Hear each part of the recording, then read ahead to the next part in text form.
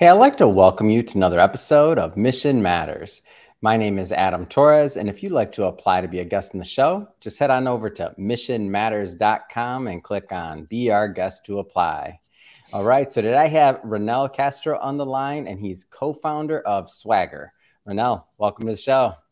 Thanks, Adam. Appreciate you having me on here and allowing me to tell our story. Ronell, well, I'm excited to have you on the show. I've been getting ready for this one all week, and I was talking to some buddies, and I'm like, I think I'm the perfect avatar for Swagger. So you're helping people me who are, who let's just say they like games, they like to play sports predictive games, but maybe they're not always expert level. I'll pick on myself and say, so I know Swagger is helping individuals with that, and we'll dive into that today's topic and how exactly you're doing that. But we'll start this episode, Ronell, the way that we start them all, with our Mission Matters Minute.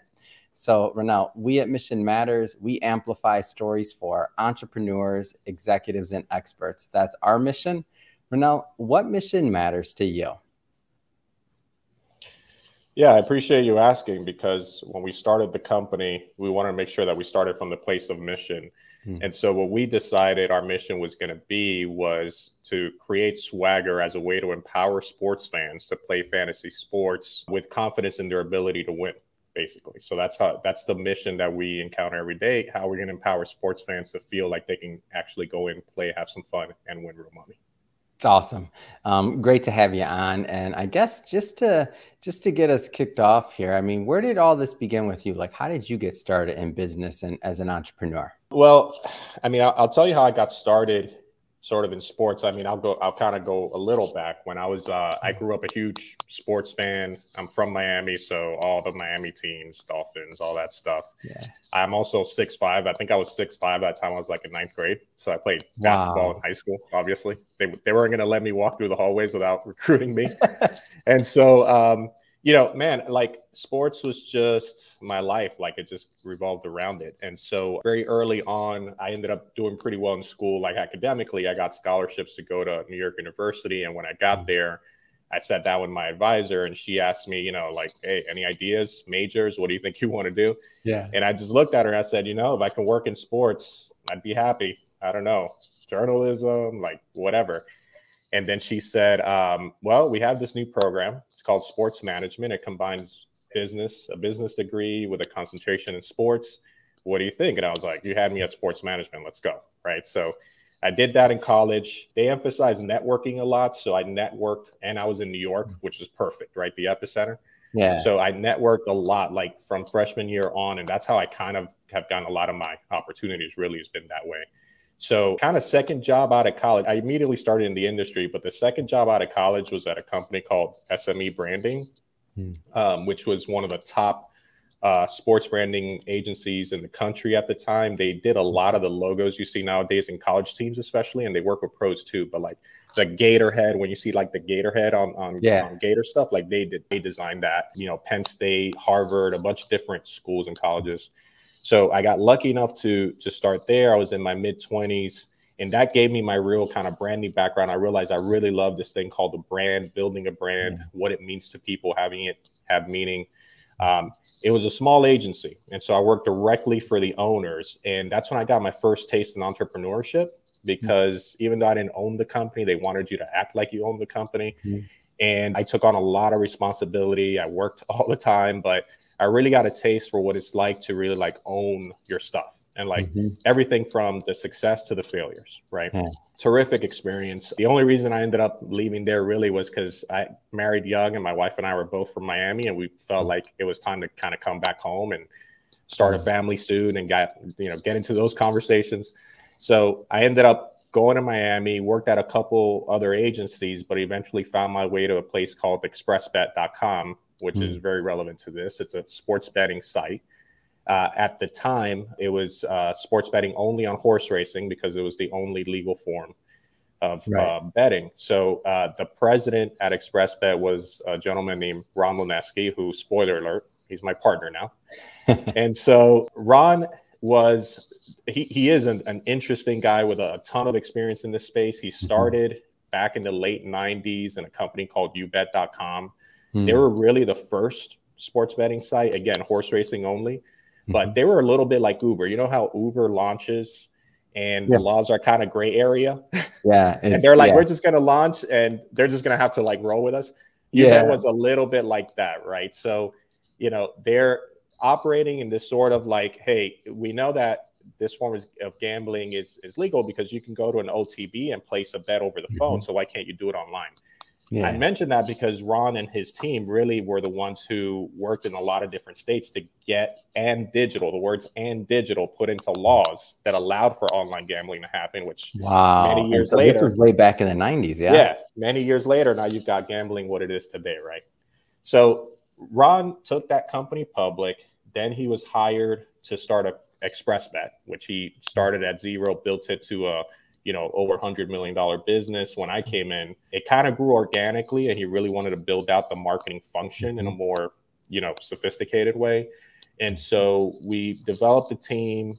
During that time, we were able to grow the company about 3x. Wow. And that's really where I got my digital marketing chops, my product marketing chops. It was a website. It was an app. How do people come in? How do you get them to sign up, deposit, like that whole, user flow that leads to real business results. That's where I really got my education on that. So it was terrific experience, obviously. And it kind of builds. I always say your career is like a layered cake. Like you're just kind of building layers into it of tools and things that are going to make you better. Yeah, in this space, I mean, to me, it feels to me like there's just so much opportunity, and specifically in sports, betting, fantasy, like all these different areas. And it's just like you could say the word, marketing, right? There's how many niches in marketing. Same thing with this, right? So I want you to speak right now, maybe to the entrepreneurs out there, or the individuals that maybe have an interest in this space but don't really know where to start. Like if you could go back and maybe give yourself, as you're kind of going through this, journey, some advice and some tips, what would you say about getting into this space? Into entrepreneurship or into the gaming space? Into entrepreneurship, but specifically in the sports space, like you're in. I mean, I think my advice is kind of general, because what I found with myself is that for a long time, I thought if I could have done it earlier, I would. Now, I say that with the caveat that I think everything happens for a reason and at its pace. I think now I'm more confident in myself and my career ever to do something like this, and it's really hard to do. Yeah. But early on, I had some ideas of things I wanted to do, but I was a little afraid to take the plunge because I thought about risk, and I had a good job and all this kind of stuff. Yeah. So I think part of it is sort of not being afraid to fail, which is kind of cliche, but 100% true, and completely leaning into it, right? Once you take the plunge, just lean into whatever it is that you're doing. Just as an example, when I started this, I was getting a lot of advice. Some of it was saying, hey, you may still want to sort of, keep looking for a job in case this doesn't work out. And there came a point where I said, listen, man, I got investors. I've got a product.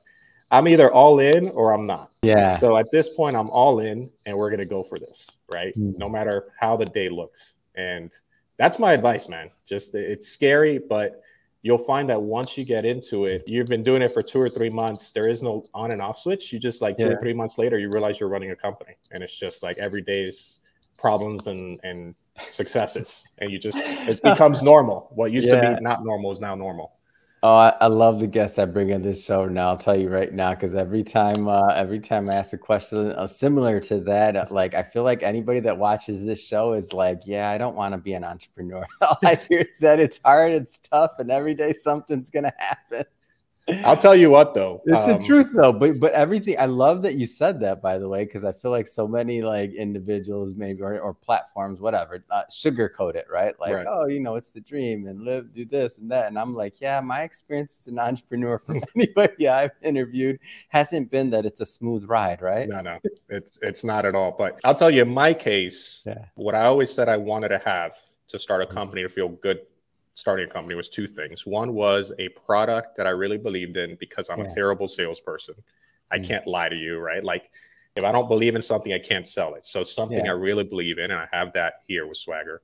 And then ideally a good partner that I trust, who's complementary in skill set, kind of same moral fiber, so to speak, or sort of come from the same place. We approach it the same way. We care about employees. We want to build a good, honest company. We want to build a good, profitable product and users. So like, I have that in Ron. So to be fair, those things didn't come together for me until I went through the career that I went through, and until now. And so like, that's part of why I feel so confident doing it.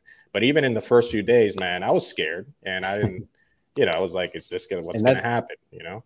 That's one of the things that I do like about your background, your journey, is that you allowed yourself to go through that apprenticeship phase, right? Or that regimen, or you allowed yourself to become an expert, and you even went to school for this niche, we'll say. So, I mean, you really laid a lot of groundwork. You didn't just one day wake up and say, I got this idea for an app, and then quit everything. And like, you know what I mean? Which, by the way, some people do that and it works out for them. It's definitely not an easy thing to pull off, but I'm just saying in general, like, you went through a good apprenticeship phase. So you actually understood your niche, what you were doing, and built your skill set, right? Right. Exactly. Yeah. I mean, it took, I mean, I've been working for 2 decades, so it took a while. And sorry, in the same vein of advice, I would also say that if you're not an entrepreneur yet, but you've always had the kind of seed in your brain and planted, and you just don't believe that you could do it, don't be so hard on yourself. I was for a long time. And I thought that meant, you know, I used to read about the Mark Zuckerbergs. Oh man, he did it right out of college. He went right into it. He even quit college. And I was just like, why am I like, you know, 28, 29, and I feel like I still need more experience? You know what? Everyone's got their own journey, man. And so this one was mine. I took what I took. I learned what I learned. I built the right relationships. I was able to leverage one of those into this situation. I wouldn't have been able to do it 10 years ago, just to be fair. So, you know, it's like, don't be so hard on yourself, but, you know what it is that you want. Like in my case, I said, great product, great partner. And when it comes around, put yourself in a position to be there and recognize it, and then take the plunge if you can, you know? Yeah, it's awesome. Great advice there. So let's switch it up a bit. So I want to go further into Swagger. So you mentioned some things, but let's go deeper. First off, tell us exactly what you do at Swagger. What I do, or what Swagger is? Swagger, what Swagger is. Yeah, so Swagger is a daily fantasy site. We are, so, you know, I say that and people are going to think DraftKings FanDuel. So we're not DraftKings FanDuel. So there's, the way daily fantasy kind of evolved is you have a couple different, you know, ways to play. One is your traditional daily fantasy, DraftKings FanDuel. You go in, you draft a team. Really, there's 3 ways, because there's the season long that's kind of similar. You go in, you draft a team, you play for a full season. DraftKings FanDuel took that model and they made it into a single day or a week, you know, kind of like a shorter time frame. But you're still drafting a team, managing a salary cap, trading players. It's like a GM, like a fake GM. It's a lot of fun to be a fake GM. And then the other things, the kind of the other way that it evolved in the last couple of years are sites like ours, where you have more of your straight, like, it's player props, and props are player performances within the game. So you're kind of making predictions on how many touchdowns Brady's going to throw, right? You're not predicting whether the Buccaneers are going to win. You're kind of playing the player's performance. And it's more kind of one-off. You play it whenever. You're not playing against other players. It's, you know, it's just, you're going in, you're making predictions on player performances, 2 or more at a time, combining them together, and that's how you play, right? So that's the kind of site that we're at. The way we're really different is we really wanted to address a couple of pain points that are pretty common. And that's one is, you know, whether you're talking about the traditional daily fantasy sites, or you're talking about like a sports book, the whole thing is very intimidating. You go in, interfaces have a lot of information, data, you know, you've got colors, you've got, if it's daily fantasy, you've got all these contests, and you're like, man, where do I start? And what's for me, right? And so within that too, it's, you know, odds, like people don't understand odds. I, for one, kind of, you know, you told me what a -150 odds are on something. I understand it, but I'm not going to bet $100. So like, if I bet 20, what is this? And I got to do math. And it's like, I could do it if it's one pick, but if I'm doing like a parlay, which is multiples, it's like, how are they figuring odds on that? Like, am I getting a good deal? Am I getting taken? The house always wins, right? Or, you know, what's going on? So like, you know, you got all of that intimidation factor. And then when you give it a shot, like I did when I used to play, and you lose, you quickly lose your confidence. And you're like, I can't win this, right? So that's one pain point. The other one was the winning factor, right? And so like, I'll share a stat with you. 90% of prizes that are actually paid out, cash prizes, are won by 2% of players. Right? Wow. That's it. And the other 10%, it's something like 98% is by 15% of players. So like, let's just say 15% of people who play know what they're doing. Probably only 2% know, and the rest are getting lucky to some degree, some levels of luck. Everybody else, you, me, we're part of the 85%. Wow. Right. And so these are the sharks, right? These are the sharks. Yeah, these are the sharks, right? And so the way these guys operate, I'll tell you, it's a lot of these guys are like, they came from Wall Street, or they were like analysts or math guys. They start with their own models. I actually knew a guy like this. I saw it once. He showed me his Excel sheet. Yeah. He played fantasy baseball. He used to have all these things that he considered factors for winning, right? Like the weather, player injury, whatever. He's got all these different data points and a model that he developed over years of playing. And based on that is how he did his lineup, right? Yeah. And then there are the guys who develop the algorithms. They're the guys who either do an algorithm themselves, or they go out and they hire someone and they develop an algorithm so that they can then take this model and play in as many games as possible all at once. Meanwhile, there's me. I'm just trying to put together my team. I'm sitting there and I'm like, I'm thinking like, oh, shoot, I watch games every weekend. I'm going to kill it, right? No chance, right? So you've got odds that are confusing, tons of data, difficult user interfaces, impossible to win. And we're like, can we address this? And so we developed a game that the first thing we did was we said, okay, player props, super easy, puts us into the daily fantasy space. We can be in more places. Each prop has a certain number of outcomes, and those outcomes have a score, certain number of points associated with that outcome. An outcome, I mean, how many touchdowns is Tom Brady going to throw? And then there's a high, a middle, and a low option, right? 1 touchdown, 2 touchdowns, 3, just to keep it simple. Each one has a score. Now, there's other games that will give you a score, but what they'll do is they'll give you a standard. Like they'll say, if you hit this pick, you're going to get 100 points. Yeah. We don't do that. Each one has a different score because that score reflects the probability. It's kind of like odds. So when you start looking at it as a player, you know intuitively that 3 touchdowns is really hard to do, which is worth 75 points. Yeah. 1 touchdown is simple, but he usually throws for 2. So maybe that's worth 70. And the middle one is worth 65. That's usually where he lands. And so now you can make a decision to say, okay, who is he playing? Oh, that defense sucks. I think he's going to go for 3 touchdowns. You know what? I'm going to go for more points so I can score more. Okay. Yeah. So that's the first kind of way that the game is intuitive. The second way is why the score? And what we do with that is we create what we call a prize board, which is associated with your ticket, right? So every ticket has a slightly different one. So if my ticket has 4 selections and I put a $10 into the ticket, I got a prize board. Yeah. And that has scores, multiple scores with multiple cash payouts. So what happens is my 4-pick ticket, if I hit all my picks, I'm really good. And I score all the points associated, let's just say it's 300. Maybe I'm winning whatever out of a $10 ticket. Maybe I'm winning $1,000. Really nice payout. But how many times am I going to hit 100% of the time? Like rarely, right? I've never even done it, right? So that's my first problem. I've never done that. So I always lose, right?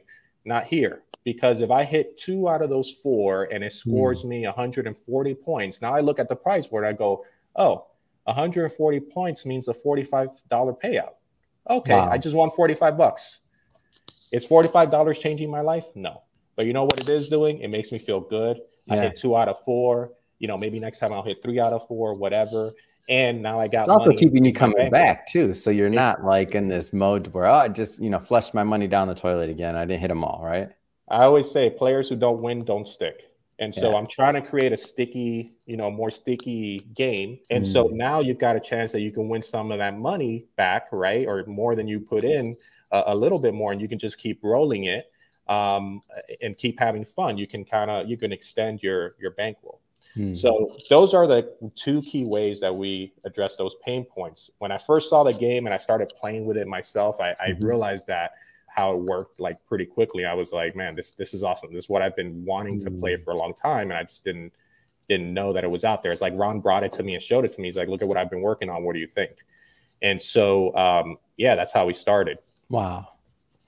How did the idea for this come up? Like you mentioned, Ron was kind of working. Like, do you know any of the backstory on that? Like how this idea came up? The reason I asked this question, I'll tell you why, is because what you just explained to me seems so obvious that I'm wondering why other you know, platforms aren't making sure that, you know, more players win and spreading out kind of what that looks like so that, you know, the user's more sticky. But so any backstory on how that idea was developed? Right. So one of the businesses that Ron developed where he was at ExpressBet was an international business where he basically took, or ExpressBet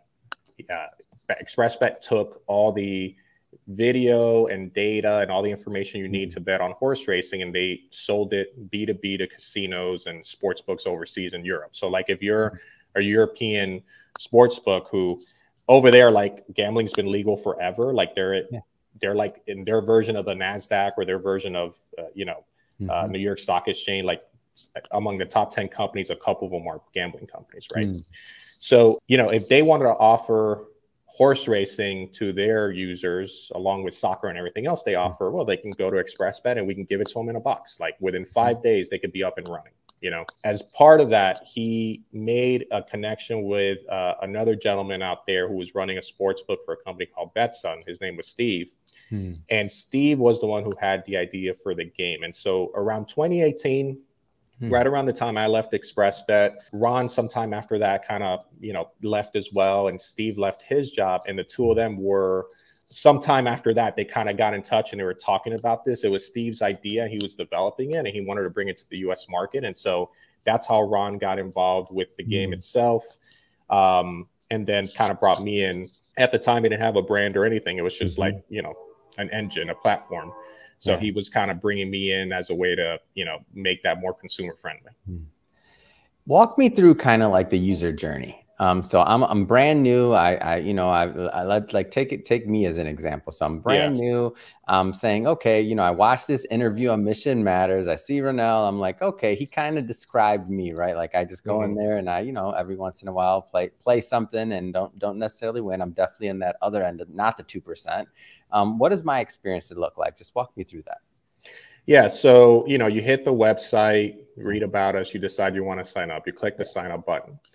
First thing that you're going to have to do as part of registration, and this is part of us being a legal form of doing this, is we're going to need to verify your identity because we're not available in all 50 states. We're available in about 25 states plus DC. I always say 26 because I just call DC a state, but you know, 25 states plus DC. They're all on the website in Canada, right? So, you know, we're going to need to verify that you're older than, you know, 21 or older and you live in one of these states. So we go through a basic identity verification. It sounds intimidating. It's not. We just ask for your name, address, date of birth, phone number, and all that checks out. You're good, right? You enter the site, real simple user interface. Ours uses Jersey. So like the first thing you'll see is we've got two kind of games within it. You'll see the main game, which is called Action X, and you'll see all these different sports, right? Let's say it's the NFL. You'll see all the different games on Sunday, two jerseys, Dolphins versus Bills. I really love the jersey idea because as a fan, you collect jerseys, right? So it kind of speaks to being a sports fan. So I'm a Dolphins fan. I'm definitely going to play that game. You go in, you click the game. You decide that you want to start making some selections. You make your picks. You got to pick a minimum of 4. It could be anywhere from 4 to 10. Before you submit the ticket, you're going to be asked to deposit. So you're going to have to deposit some money up front. Once you do that, you make your deposit, you can play your ticket, you hit submit, and you're good. And then after that, once the games end, you know, you got 4 picks in your ticket. So if they all came from the same game, once that game ends, your ticket is resolved, or if it's multiple games that you had in there, once the final game ends, your ticket resolves. You'll see the winnings in your account. You can play them again. You can ask for a withdrawal, you know, whatever. I mean, it's pretty simple. I mean, that's basic to pretty much any of the sites. It's that kind of, you know, you deposit first, you play, and then play again or withdraw. Yeah. So, I mean, it's pretty simple, and I'm curious, like, what kind of so obviously you had the thesis, right? Create something that's very user friendly, that widens the market for people that aren't professionals. Is this still a good place for the pros to come? I'm just curious on that end. I know they're the 15%, let's say, but is this still a good platform for them? Absolutely, because when I say things like a parlay, which is the combination of bets, that's actually becoming a much more, it's one of the fastest growing segments of gaming, right? It's becoming a way that here in the US we like to play a lot. It's just more interesting. And so I have several, both customers, players of ours, as well as, before I even got into this, friends of mine that were big gamblers who used to do it all the time. They love to play parlays. When I showed them the game, the one thing they would always say is, "Oh, this is dope. That means my last leg won't kill my ticket." Yeah. And it's like, yeah, exactly. Right. Like that feeling of like, you've got the perfect ticket until that last leg. And that's what kind of ruined your chances. And they're like, oh, so I can still walk away with something, even if I didn't like hit, every single one of my picks. So that part of it, they really do enjoy. I would say that's probably the biggest thing. So, yeah, I mean, I think, we really built this for the common man or the common fan like you and me, the common player. But I really do think there's a place here for the core guy who really just likes to have a little bit of action and wants to be able to do it with, again, the same feeling of less risky, because it's not an all-in proposition. Yeah, I get it. And in terms of, I guess, just the mechanics of this, like, so the key here is that you're just putting more money back into the pockets of the gambler, of the individuals that are playing, I should say, right?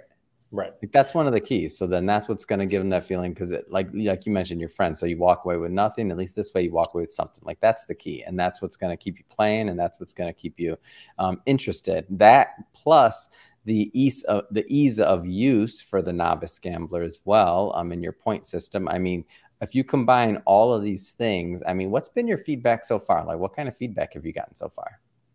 I mean, so far, all positive. People immediately understand the point system. It's intuitive. Yeah, it's intuitive. They understand that you can win without the perfect ticket.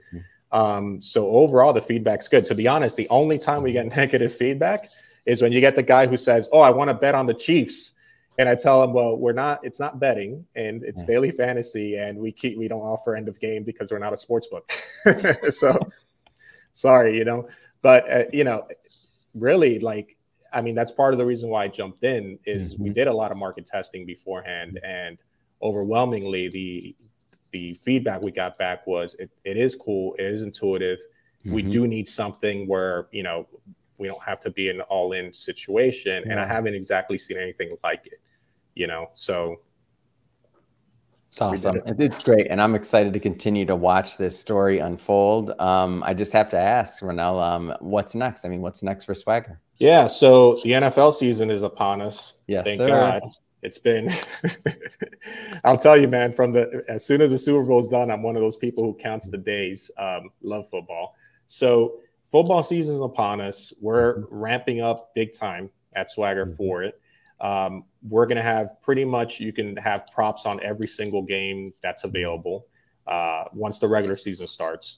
And we're actually increasing the number of props that we offer. So props are those specific, like Tom Brady, markets, Tom Brady, Patrick Mahomes, whatever. So for each NFL game, we're going to have over 100 props available that you can play. So that's a lot of options. And why do we have that many options? Because we're true sports fans. So I always use this example, like, if you go to a lot of other sites similar ours, they'll show you the top quarterback and the top running back and the top wide receiver, sure. But on our site, we'll show you the third string running back who is the receiving back for the team and gets a lot of yards from scrimmage. That may not be rushing, it may be receiving. Like that guy, you can make a prediction on that guy, even though he's not the starter, but he's an important player. So we take all those things into account and we create markets around it. So we're going to have over 100 props per game. Wow. We're launching something new, which is leaderboards. So if you're paying for points, what better thing to do than to take your points, see it on a leaderboard, and see how you compare to the other players in the community. And attached to that are going to be over $7,000 in prizes. So we're going to have, this is in addition to you playing and just winning cash. This is like, if you do well on the leaderboard, you can win extra stuff. So we'll have monthly leaderboards, and we're going to have a really cool one, a full season NFL leaderboard starting from the first day through the Super Bowl. Whoa. You'll be able to, your points will accumulate through the season. Like your top 10 highest scores will make your score. So it doesn't matter when you jump in, at any point you can compete. And then at the end of the season, whoever's number one is going to get a few things. Number one, we're going to recognize them as the Swagger Fantasy Football Champion. Like they're the top. Come NFL on, man. There's people watching this like, okay, go ahead.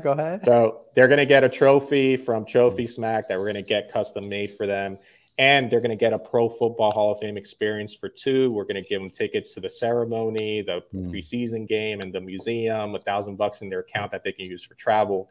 So it's going to be like a really cool experiential type prize. And then if you're not that person, like the top 25 players are going to win site credits and merch and different things like that.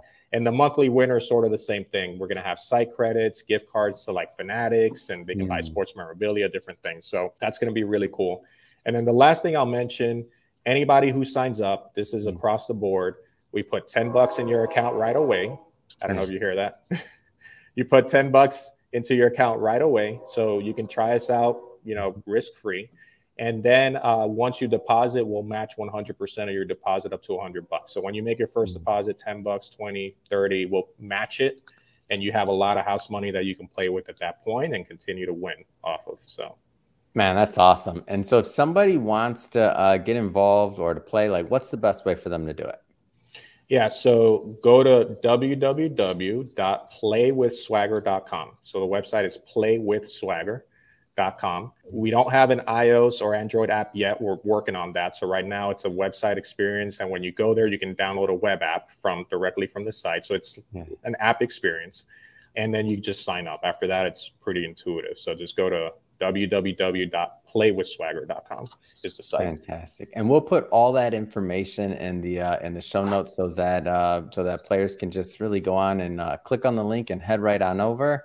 And speaking of the audience, if this is your first time engaging with a Mission Matters episode or listening to us, we're all about bringing on entrepreneurs, executives, and experts and having them share, you know, why they do what they do, how they're doing it, the mission behind it, how they built their businesses, right? I mean, what can we all learn and gain from that experience? If that's the type of content that's interesting to you or sounds motivating, I mean, hit that subscribe button because we have many more mission-based individuals coming up on the line and we don't want you to miss a thing. Ronell, it has been awesome having you on the show. I'm excited to watch the continued growth of Swagger and to see where you and Ron take this thing. So thanks again for coming on the show. Thanks, Adam. I appreciate the opportunity and have a good day, man. Everybody else, play with Swagger.